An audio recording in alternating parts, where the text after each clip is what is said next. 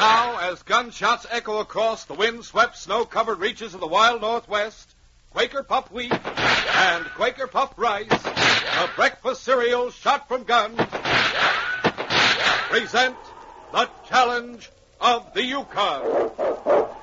It's Yukon King, swiftest and strongest lead dog of the Northwest, blazing the trail for Sergeant Preston of the Northwest Mounted Police in his relentless pursuit of lawbreakers. On, King! On, you huskies! Gold discovered in the Yukon. A stampede to the Klondike in the wild race for riches. Back to the days of the gold rush. With Quaker Puffed Wheat and Quaker Puffed Rice, bringing you the adventures of Sergeant Preston and his wonder dog Yukon King as they meet the challenge of the Yukon.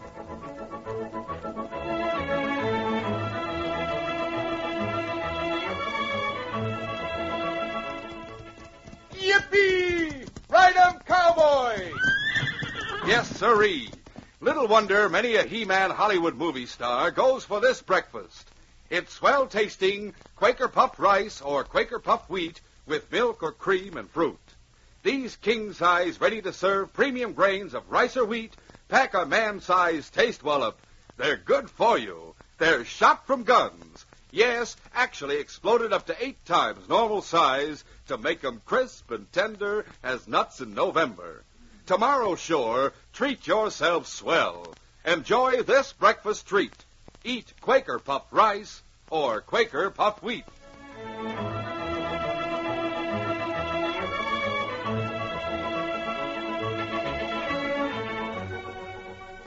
Ezra Sims and his wife Maggie had spent most of their lives panning for gold from Australia to Nevada and Arizona, and not once had they made a worthwhile strike. Therefore, it was with much misgiving that Maggie, now past 50, listened to Ezra's excited announcement when he rushed into their shabby quarters in Arizona on a very hot day in the fall of '98.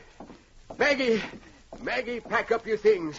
We're pulling out of this diggings. Cool off, Ezra, and don't start telling me somebody's made a strike. I'm not interested. But, Maggie, this is a real gold strike.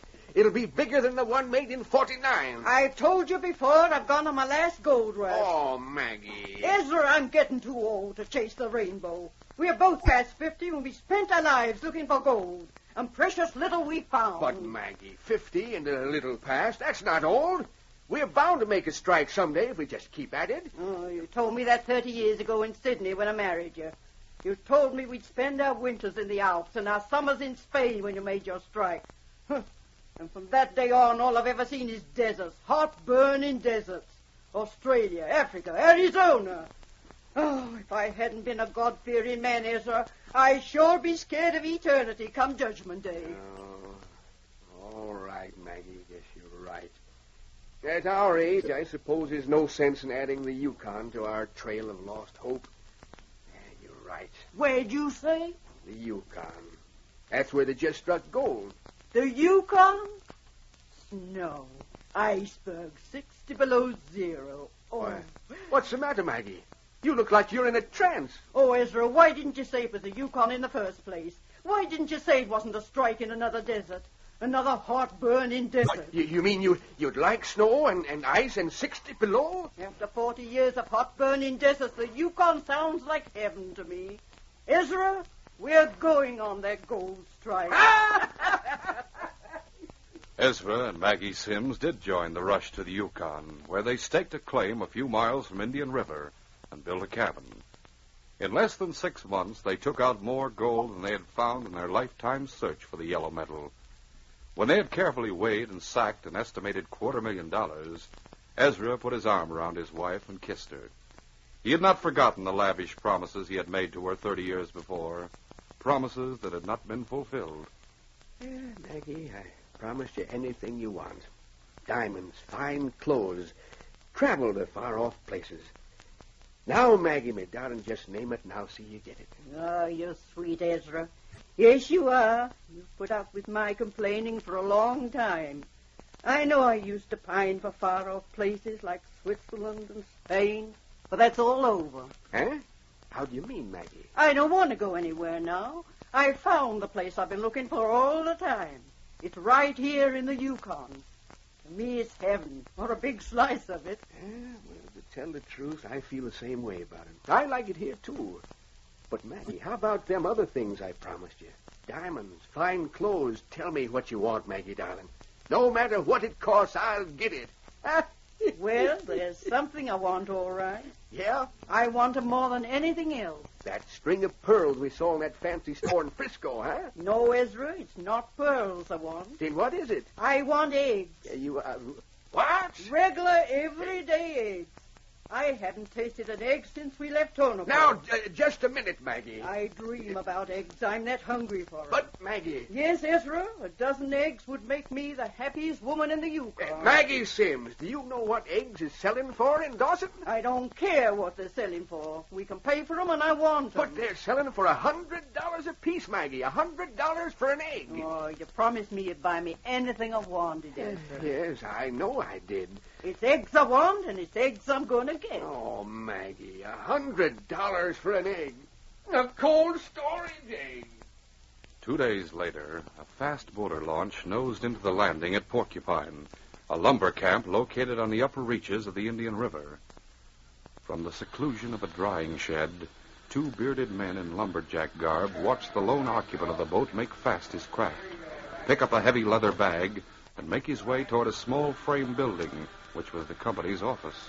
Well, Pumpkin, this is what we've been waiting for. He's a paymaster. And the payroll's in that bag he's carrying, Purdy. $10,000 in gold. Yeah. Now, we'll let him get inside. He'll have to check over things with the clerk. It'll give us time to make sure nobody follows us. How do you mean, Purdy? There's 2 company boats down there, not counting the launch he came upriver in. Oh, yeah. We'll sneak down and scuttle him. Then when we grab the payroll, we'll take the launch. Now, come on. Make sure they don't see it. The paymaster, Cliff Winters, completed his checking with the clerk, Bill Boyd, who also served as the company's telegrapher.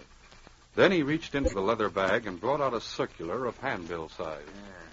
Where's the bulletin board, Bill? Just outside the door, Cliff.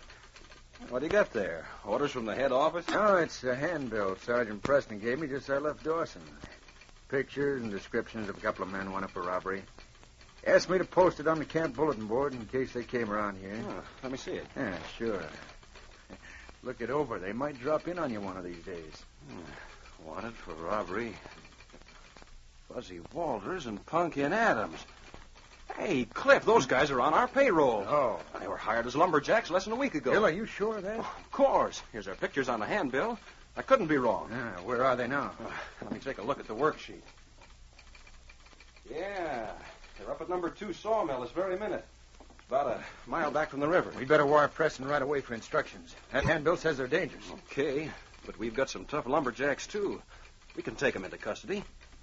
Let me get at that telegraph key. Won't take long to get to Preston. Bill Boyd sent the message, and a few minutes later, the telegraph instrument began to click out Preston's reply. The telegrapher copied it on the back of the handbill. What's he say, Bill? Here it is. Read it. Take prisoners into custody. We'll start upriver immediately. Take them off your hands. Congratulations. Signed, Preston. Sergeant NWMP. Now, Cliff, we'll lock up the office, and we'll pick up a couple of tough lumberjacks and go after that pair. Right. Got a gun, haven't you? Sure. How about you? I'll get it. It's here in the desk. I'll put the payroll in the safe. Let that bag alone, mister. Get your hands up, both of you. Hey, Get him up and keep him there. keep him covered while I tie him up. Hey, go ahead. I'll watch him. It took Pumpkin but a few moments to bind the 2 company men with a line he had taken from one of the boats he and Fuzzy Walters had scuttled. As he finished, Fuzzy said, Now pick up that bag and let's get out of here. Hey, where'd this come from? Yeah, what's the matter? Take a look at this. A law circular with our pictures. Now, you guys explain that. Where'd you get it? Oh, shut up, Pumpkin. They'd lie about it, and we ain't got time to bother with them. They'll telegraph Dawson. No, they won't. The wire parallels the river. When we get downstream a few miles, we'll cut the wire. That'll stop that. Yeah. Nobody will find them for a couple of hours at least. Now pick up the bag and let's shove off. Right.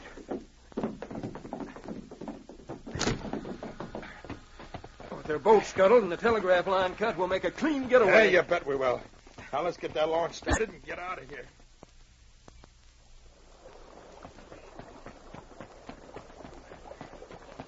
All right, Pumpkin, get in the boat. Yeah. I mean, You take the tiller. I'll turn over the motor. let it go, Pumpkin. There she is. Now, hang on. Here we go.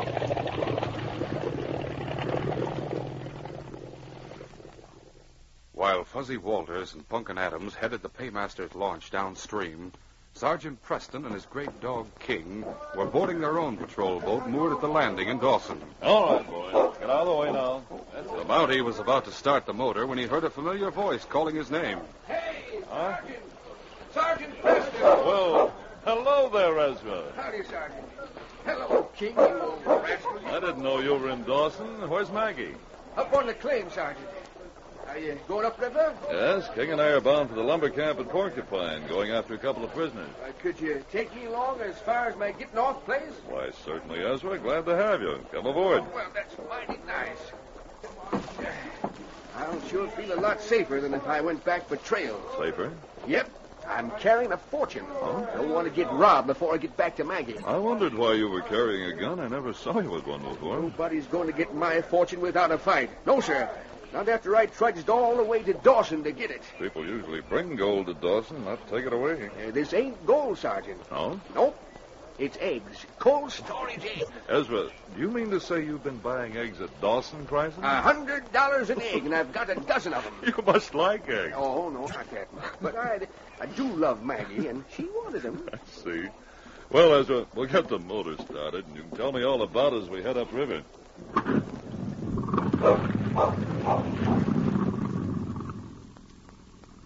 Meanwhile, Fuzzy Walters and Punkin Adams had traveled several miles downriver to a point where the telegraph line closely paralleled the shore. Fuzzy maneuvered the launch into the mud bank and waited while Punkin went ashore and cut the wires. A few moments later, he returned, confident that the last obstacle to their escape had been eliminated. Well, Fuzzy, that takes care of the telegraph line. They won't get a message through to Dawson today. No, they won't, eh? Come here and look at this. What's the matter? We didn't see what was on the back of this handbill. Read it. Take prisoners in custody.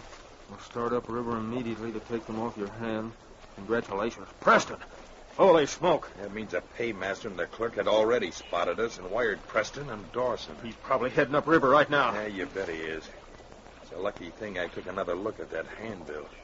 We wouldn't be expecting to run into him, but he'd be laying for us. What'll we do, Fuzzy? Sink this launch right here, where it'll never be found. Then we'll take the money and head east into the hills. We'll continue our story in just a moment.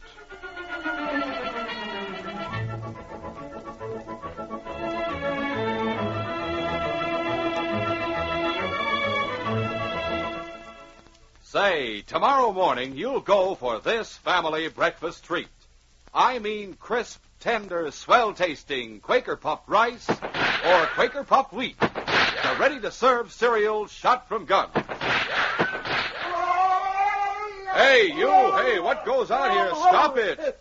Me, Big Indian Chief. Me on warpath. On the warpath? Oh, look, Chief, not now, not here. You, paleface, you start shooting. Oh, look, Chief, I wasn't shooting, honest. That shooting you just heard was just me explaining about the keenest tasting breakfast ever. Namely, Quaker Puffed rice and Quaker Puffed wheat. Oh. You see, Chief, we load huge guns with choice, sun-ripened premium grains of rice or wheat. Then these guns are exploded. Out come big, giant grains 8 times normal size. They're magnified, glorified, crispified.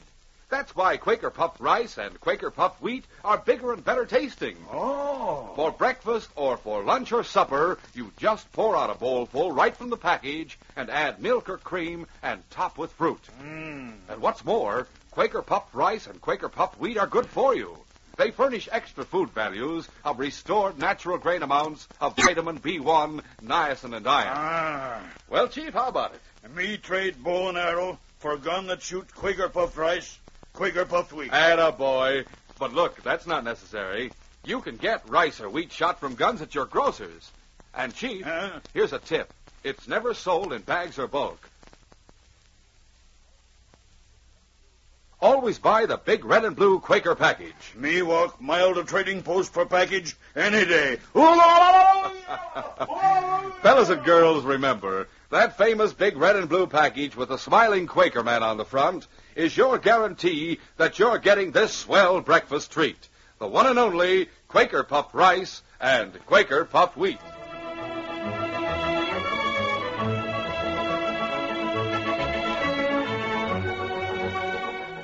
And now to continue our story. Fuzzy and Punkin opened the petcock in the bottom of the launch and waited until the boat was partially full of water. Then Fuzzy wadded up the identification poster and tossed it to the slanting deck. Okay, Punkin. Get ashore with that bag of money. Here goes. All right, here I come. Now let's shove her off the mud so she'll sink in deep water. Right. Right. There. Yeah, we got her off just in time. She's sinking. Yeah. Won't be long before she goes down to Davy Jones's locker. Now pick up the bag and let's get going. All right. I don't like this idea of heading into the hills without supplies. We'll get them somewhere. Don't worry about it. Now Preston and his dog will get sore eyes looking for us on the river.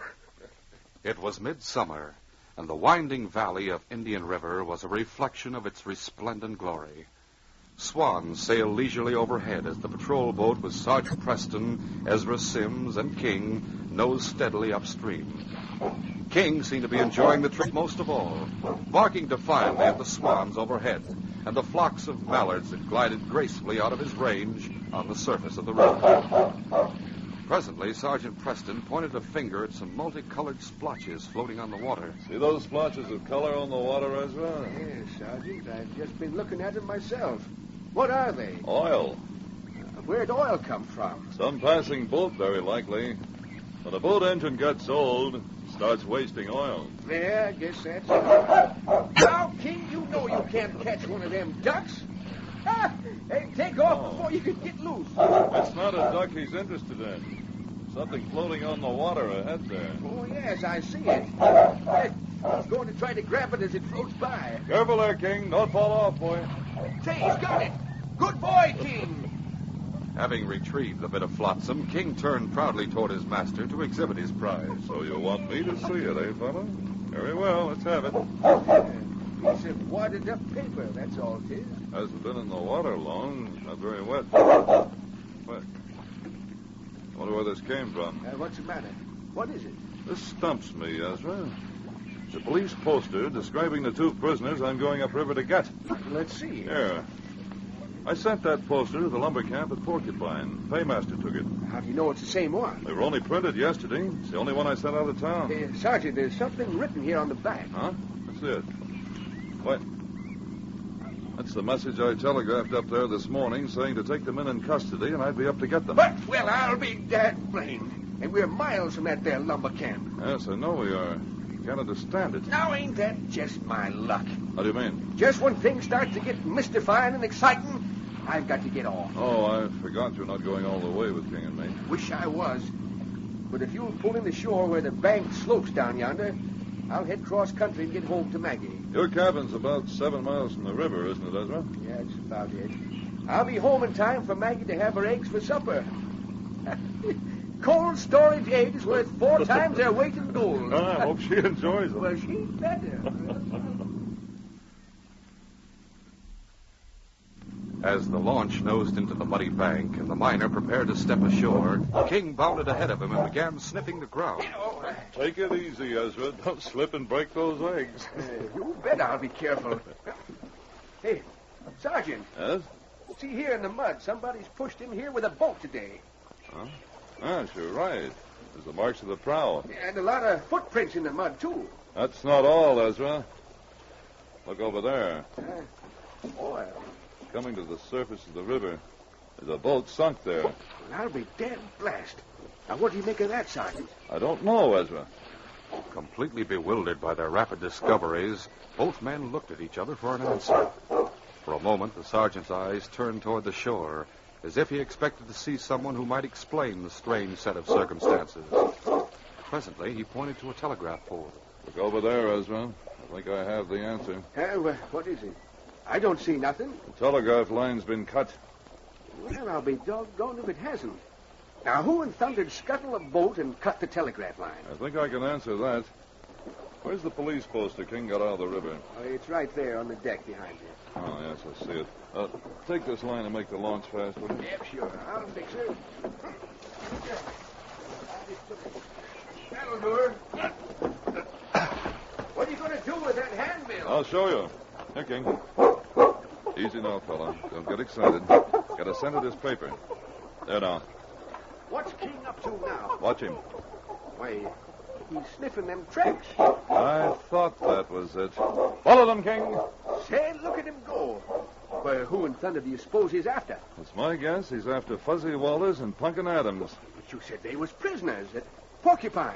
When I left Dawson, I presumed they were. But something must have gone wrong now. Come on, Ezra. Let's follow King. Yeah, he stopped to wait while we catch up with him. You might see some excitement after all. Coming, King. It was nearing sundown when Fuzzy Walters and Punkin Adams emerged from the heavy timber into a clearing. For nearly a mile, they had been guided there by a thin column of smoke that slid upward into the windless sky. I thought we'd find a cabin at the bottom of that streak of smoke. You were right. There it is, Fuzzy. What are you going to say if they start asking questions? Hey, you leave that to me. I've been thinking of a good story. Be quiet. Better knock on the door instead of calling out. Yeah, I will.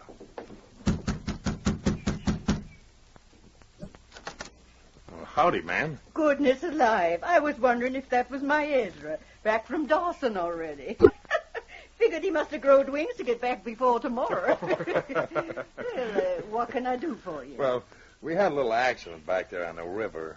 Wondered if you could help us out. Accident, you say? Yeah. Me and my partner here were traveling by canoe. We put ashore to look over some mining possibilities, and the current caught the canoe and swept it downstream. With about everything we had there names. A grub and mining equipment, you know. Oh, now that's too bad. We saw the smoke from your cabin, so we thought you could fix us up with supplies to last us a few days. Of course, we'll pay you well. We don't expect it for nothing. Oh, of course. Oh, now. I wouldn't think of taking money from prospectors who've had a streak of bad luck. I know what that means. Me and Ezra have mined all our lives, and we've had plenty of bad luck. Now, you just come right in here. Make yourselves at home. Well, that's mighty nice of you, ma'am. I was just getting supper ready, and I reckon there's plenty for all three of us. It sure smells good, ma'am. And after supper, I'll pack your bag with supplies to last a week. We have ample for ourselves. Sit down, won't you? Oh, thank you, ma'am. I'm sure tired. Must be all 10 miles from the river to here. It's 7, but carrying a big bag like the one you've got makes it seem long. Yes, it sure does. Will you just rest your feet while I go in the kitchen and put 2 more plates on the table? And I'll warm up some more victuals so there'll be plenty to go around. Hey, Punkin, Yeah, Fuzzy. you see what I see here on this table? Let's see. Gold. Raw gold. Someone's been weighing it up. They must have plenty to scatter it around like this. You ain't lying. What do we do, Fuzzy? Grab the old lady, tie her up, and then search the shack. And it's my guess we'll find it right over there. You mean them loose stones in the fireplace? Yeah, I saw them when I first came in. Now get a sheet off that bed in the corner, rip it, and use it to tie up the old gal. Yeah.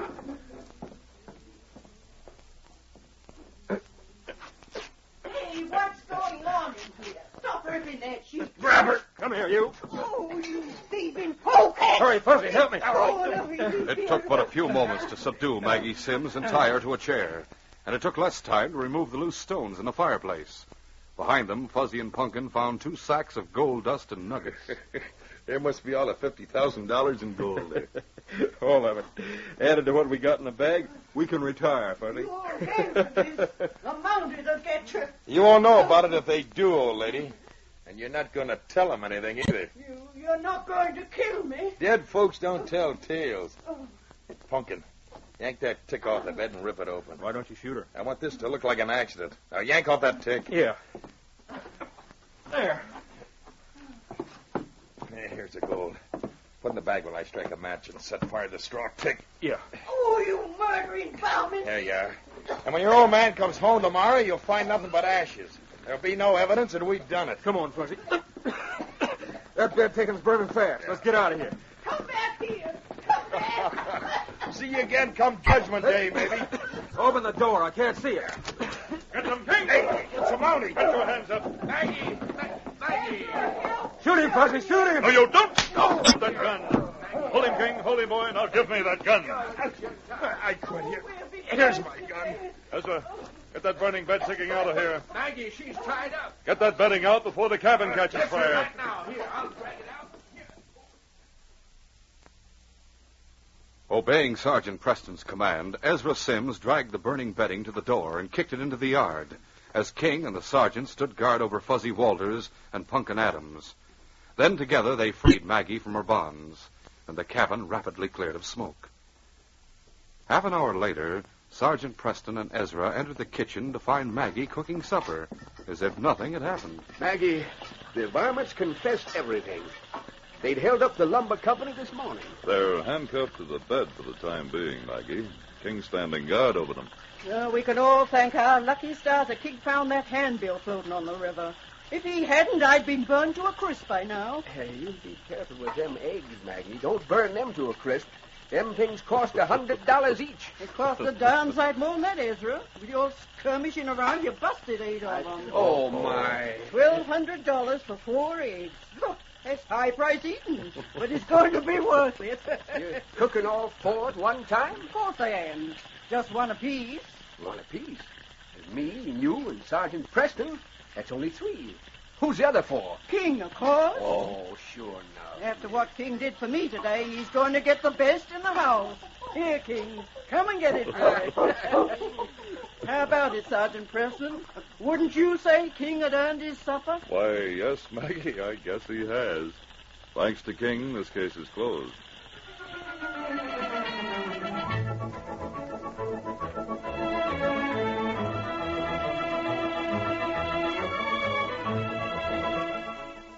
In just a moment, Sergeant Preston will give you a preview of Friday's adventure. Say, if you can't make up your mind which you like best, Quaker puffed wheat or Quaker puffed rice, here's what you do. Don't miss out on either kind of these delicious, ready-to-serve cereals. Always keep a supply of both kinds on hand. Eat Quaker puffed wheat one time, Quaker puffed rice the next. Wheat or rice shot from guns is never sold in bags or bulk. Be sure to look for the big red and blue Quaker package. That's the only way to get the original, crisp, fresh Quaker puffed wheat and Quaker puffed rice. These radio dramas, a feature of the Challenge of the Yukon Incorporated, are created and produced by George W. Trendle, directed by Fred Flowerday, and supervised by Charles D. Livingston. The part of Sergeant Preston is played by Paul Sutton. They are brought to you every Monday, Wednesday, and Friday at this same time by Quaker puffed wheat and Quaker puffed rice, the breakfast cereal shot from guns. Listen Friday when Sergeant Preston and Yukon King meet the challenge of the Yukon in the case of the killer. On one of my trips to Dawson, I heard whispered talk that led me to believe men were planning an illegal dogfight. I asked Kenny, a boy of 12, to help me verify my hunch.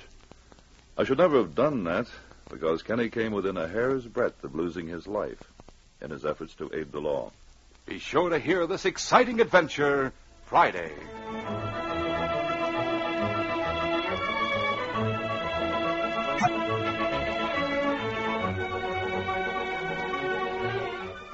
For a delicious hot breakfast, eat Quaker Oats.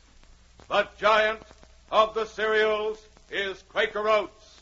Yes, the giant of the cereals is Quaker Oats. Delicious, nutritious, makes you feel ambitious. The giant of the cereals is Quaker Oats. Say, boys and girls, do you want to be a star someday in sports and activities? Then start on good Quaker Oats breakfast tomorrow. 'Cause nourishing oatmeal gives you more growth and endurance than any other whole grain cereal. Still less than 1 penny a serving. Quaker and Mother's Oats are the same.